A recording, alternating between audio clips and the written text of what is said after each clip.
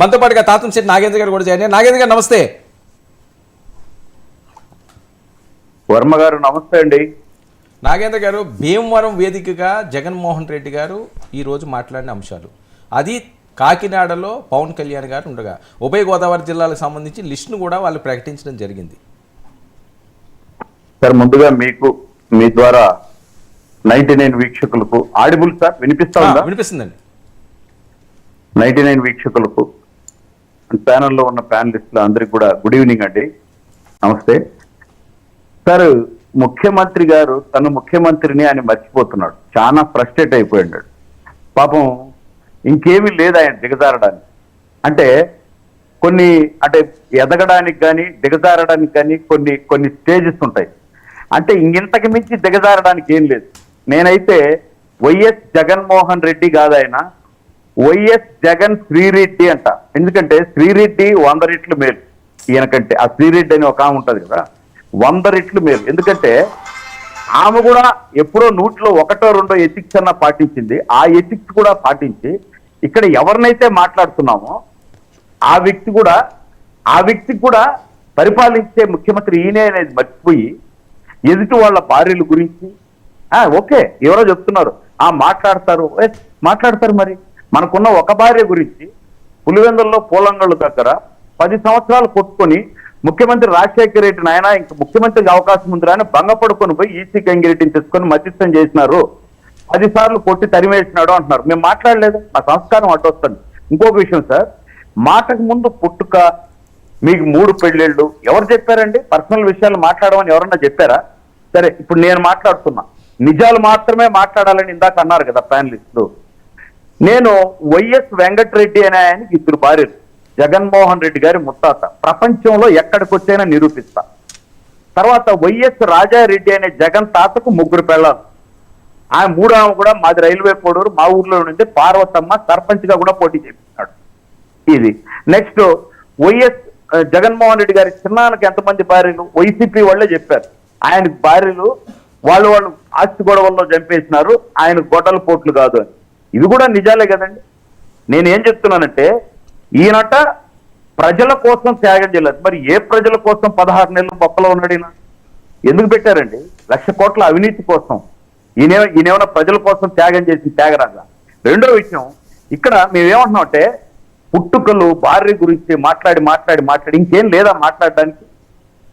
ఇంకేముందంటే మిగతా 99% అత్యద్భుతమైన నాయకుడు, మచ్చలేని నాయకుడు, ఆయన దగ్గర ఏమీ లేదు, ప్రజల కోసం బతికే నాయకుడు. అవన్నీ మాట్లాడలేక తిప్పి అదే పాయింట్. మీ పుట్టుక వెనక ఈ భార్యల చరిత్ర కూడా ఉంది కాబట్టి మేము మాట్లాడలేము. కానీ రాష్ట్ర భవిష్యత్తు గురించి మీరు మాట్లాడలేరు ముఖ్యమంత్రి గారు. ఎందుకంటే అది మా సంస్కారం, ఇది మీ అసమర్థత. అంటే మీరు ఏం చేయలేదు కాబట్టి మీ అసమర్థత కాబట్టి భవిష్యత్తు గురించి మాట్లాడలేరు. ఉద్యోగ డిఎస్సి గురించి మాట్లాడలేరు, నిరుద్యోగుల గురించి వాళ్ళకి ఎప్పుడు జాబ్ క్యాలెండర్ ఇస్తారు మాట్లాడలేరు, పోలవరం గురించి మాట్లాడలేరు, బడ్జెట్ గురించి మాట్లాడలేరు, రోడ్ల గురించి మాట్లాడలేరు, ఇళ్ళు గురించి మాట్లాడలేరు, ఎస్సీ ఎస్టీ బీసీ మైనారిటీ కార్పొరేషన్లో నాశనం చేసిన దాని గురించి మాట్లాడలేరు. మీరు కేవలం మా నాయకుడి యొక్క భార్యల గురించి మాత్రమే మాట్లాడుతున్నారు. అది కూడా మీరు ప్రేమించేటటువంటి విద్యా జీవన పిల్లలతో సిగ్గనిపించడం లేదా అండి? మనం మాట్లాడుతూ ఏం మాట్లాడుతున్నాడు ఆయన? ఒక్కొక్కటి ఆయన ఆదర్శంగా తీసుకోలేము మనం వీళ్ళను. మరి మేమేం ఆదర్శంగా తీసుకోవాలంటే జగన్మోహన్ 10th క్లాస్లోనే పేపర్లు కొట్టేసింది ఆదర్శంగా తీసుకోవాలా జగన్మోహన్ రెడ్డి మీద? మళ్ళా ఇంటర్లో పోలీస్ స్టేషన్కి వెళ్ళి, ఇవి నిజాలు కదా అడగండి, ఇంటర్లో పోలీస్ స్టేషన్ మీద దాడి చేసి పులివెందుల్లో ఎస్ఐని కొట్టింది మేము ఆదర్శంగా తీసుకోవాలా? తల్లిని చెల్లిని తరివేసింది మేము ఆదర్శంగా తీసుకోవాలా? ఈయనకు ఆడబిడ్డల మీద అపారమైన ప్రేమ కదా. తర్వాత చివరికి చిన్నాన్నను చంపింది మేము. మా నాన్న తర్వాత 2 చిన్నాన్నలు ఉన్నారండి. ముఖ్యమంత్రి జగన్మోహన్ రెడ్డి గారిని ఆదర్శంగా తీసుకొని వాళ్ళిద్దరిని గొడ్డలతో నరికి చంపేయమంటాడా? ఏం ఆదర్శంగా తీసుకోవాలి? ఒక ముఖ్యమంత్రి మాట్లాడాల్సిన మాటనా సార్?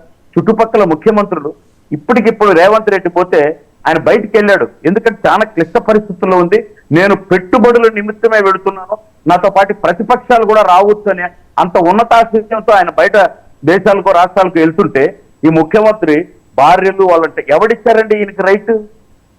ఎవరిచ్చారు ఈయనకి రైట్? ఇప్పుడు నేను అడిగాను, మీ మీ మీ తాతల భార్యలు, మీ మీ మీ తాతకు 3 పెళ్ళాలు. ఏం జరిగిందండి? ఇప్పుడు నెల్సన్ మండే గారికి 3 భార్యలు అండి, నోబెల్ శాంతి బహుమతి చెందినాడు. పక్కన కరుణానిధి గారికి 3 భార్యలు. ఎవరన్నా మాట్లాడుకున్నారా? సిగ్గు అనిపించడం లేదా? ఎలా అసలు దీనికి ఒక ఎక్స్ట్రీమ్ ఇంకేం లేదా సార్? ఆ మాటకు ముందు నేను తుప్పుతో కొడతానన్నా కానీ నువ్వు కొట్టినా పర్వాలేదు నవ్వుతూ ప్యాకేజ్ అంటే ఎవరు సార్? ఇప్పుడు మేము ఒక స్థాయిలో ఎవరైనా అక్కడ మాట్లాడితే మీరు బ్రోకరేజం చేసినారా అని అడుగుతాం. ఇప్పుడు మేము ఎవరిని అడగాలి? ఆయనే ప్యాకేజ్ ఇస్తారంటున్నాడంటే మీరు బ్రోకరేజ్ చేశారా సీఎం గారు అని అడగల. ఆ కుర్చీకి విలువ ఇచ్చి మేము అడగలేకుండా, లేకుంటే మీరు బ్రోకరేజ్ చేసినారా, లేదా మీరు సీఎం కదా ప్యాకేజ్ చేసి బయట పెట్టండి, మీరు అరెస్ట్ చేయండి. మొత్తం మీరు ఎవడో పరిపాలించినట్టు రాళ్ళు వేసేస్తారేంటండి? ఎన్ని రోజులు మాట్లాడేస్తారు ఈ మాదిరి సీఎం? ఏం సిగ్గుగా అనిపించడం లేదా? ఇప్పుడు ఒక్క నిమిషం కూడా, అంటే అవన్నీ నిజాలండి. ఆడపిల్లలకు మాట్లాడడం. మీకు ఇంకొక విషయం కూడా చెప్పాలి సార్ ఇక్కడ, ఒక్క నిమిషం ఉండట్టు. ఈయన త్యాగాలు చేసే వ్యక్తి అంట. ఏ భార్యను 3-4 ఏళ్ళు కాపురం చేయలేదు. మరి మీతో చేస్తున్నాడుగా 4.5 సంవత్సరం నుంచి. మీరు ఎన్ని ఇబ్బందులు పెట్టినా మీతో చేస్తున్నాడుగా. అంటే నెవరు సార్, ఒక్క నిమిషం లెట్ మీ ఫినిష్. 15 నిమిషాలు విన్నా నేను. నెవరు, మిచాంగు, రకరకాల తిత్తిలి తుఫాన్లు వచ్చినాయి ప్రతి సంవత్సరం ఒకటి, ఇతంతో పాటు ఈ మహనీయుడితో పాటు. కానీ వీటికి ఈ 4.5 సంవత్సరం ముందే జగన్ అనే తుఫాన్ వచ్చింది. చచ్చిపోతున్నారు సార్ ప్రజలు, ఏ ఒక్కరు లేరు. ఆయన ఇప్పుడు మళ్ళీ ఎలక్షన్ వచ్చేటప్పటికి ఫ్రస్ట్రేట్ అయిపోయి 81 మంది సి అని ఒక్కొక్కరు ఎంపీ, నువ్వు ఉన్నా వద్దు అంటే ఎమ్మెల్సీ ఇంకా పదవి ఉంది, వద్దురా బాబు నేను ఆయన వేమిరెడ్డి ప్రభాకర్ రెడ్డి, అరే నాయన నువ్వు అడిగేస్తే నువ్వు నడిస్తే నేను 600-350 కోట్లు పెట్టినా, మళ్ళీ ఇంకోటి అడిగితే 200 కోట్లు ఇచ్చిన, 650 కోట్లు నీ మొహాన్ని తాకట్టు పెడితే నాకు కనీసం ఆత్మాభిమానం లేదా? నా ఎంపీ దగ్గర ఎవరిని నిలబెట్టుకోవాలో ఎమ్మెల్యే కూడా లేదా? నాకు వద్దా నీ పదవి స్వామి అని వెళ్ళిపోతున్నారు. ఇలా వెళ్ళిపోతున్నారు, ఇంకో 80 మంది వెళ్ళిపోతారు. ఈ ఫ్రస్ట్రేషన్ కంతటికి కారణం ఎవరు? ఈ నిజాలను, ఈ రాక్షస పాలనను ఇతన్ని మొదటి డే 1 రోజు నుంచి నిలదీసిన మగాడు మనగాడు మహనీయుడు పవన్ కళ్యాణ్ గారు. కాబట్టి ఈ రోజు ఫ్రస్ట్రేట్ అయిపోయి ఆయన పర్సనల్ జీవితం మీద మాట్లాడుతున్నాడు. 100 రకాల పర్సనల్ జీవితాలు అక్కడ ఎవరున్నారో అందరి పర్సనల్ జీవితాలు ఉన్నాయి. కానీ మీరు మాట్లాడితే మాకు ఆ గీత అడ్డొచ్చింది. కాదు కూడదు అంటే అడ్రస్లు